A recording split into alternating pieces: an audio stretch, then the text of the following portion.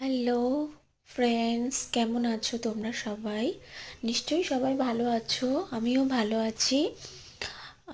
আমি আজকে একটা মেকওভার করব, যেটা হচ্ছে তোমার পার্টি মেকওভার বলতে পারো।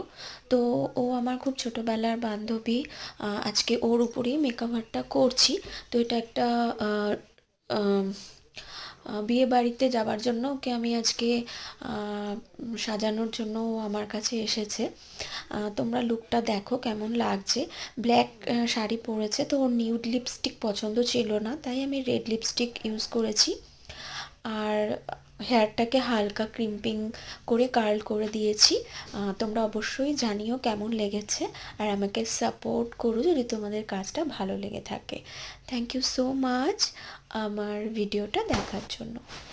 Thank you so much.